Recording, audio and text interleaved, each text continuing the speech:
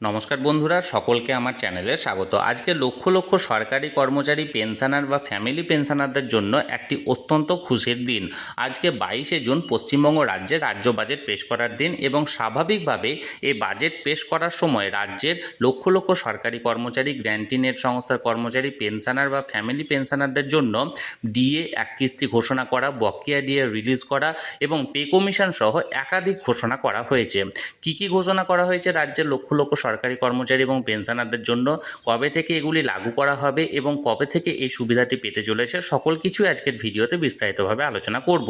ভিডিওটি অত্যন্ত গুরুত্বপূর্ণ, তাই প্রথম থেকে শেষ পর্যন্ত অবশ্যই ধৈর্য সহকারে দেখবেন এবং ভালো লেগে থাকলে অবশ্যই একটি লাইক করবেন এবং সকলের সঙ্গে শেয়ার করবেন। আর সেই সাথে চ্যানেলে প্রথমবার হলে অবশ্যই চ্যানেলটিকে সাবস্ক্রাইব করে নিতে ভুলবেন না।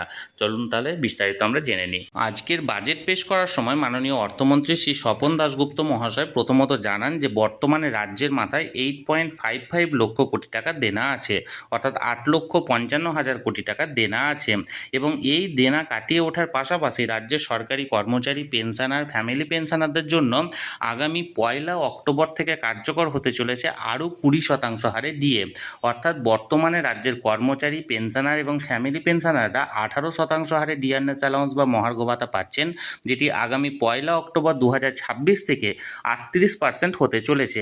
অর্থাৎ রাজ্যের কর্মচারীরা পাবেন ডিএ এবং রাজ্যের পেনশনার বা ফ্যামিলি পেনশনাররা পেতে চলেছেন মহার্ঘ রিলিফ অর্থাৎ ডিআর, এবং এটা আগামী 1 অক্টোবর 2026 থেকে কার্যকর হতে চলেছে। এর পাশাপাশি আরও অন্যান্য ডিপার্টমেন্টের কর্মচারীদেরও স্যালারি তিনি বাড়িয়েছেন, যেমন আইসিডিএস এবং আশাকর্মীদের 5,000 টাকা করে বাড়িয়েছেন। এর পাশাপাশি সিভিক পুলিশ, গ্রিন পুলিশ এদের প্রতি মাসে 2,000 টাকা করে অতিরিক্ত বৃদ্ধি করেছেন, যেগুলি নিয়ে আমি খুব তাড়াতাড়ি একটি ভিডিও নিয়ে আসছি এবং পূর্ণাঙ্গ বাজেট কী কী ঘোষণা করা হয়েছে সেই ভিডিওতে আলোচনা করব। তাহলে বন্ধুরা, আজকের এই বাজেটে রাজ্যের কর্মচারী, পেনশনারদের জন্য কী কী ঘোষণা করা হয়েছে বা সুখবর দেওয়া হয়েছে, সকল কিছু নিয়ে আজকের এই ভিডিওতে আলোচনা করলাম। আপনাদের যদি এই বিষয়ে কোনো কিছু বলার থাকে বা কোনো কিছু প্রশ্ন থাকে অবশ্যই কমেন্ট করতে পারেন। আমি চেষ্টা করব আপনাদের সকলের প্রশ্নের যথাযথ উত্তর দেওয়ার।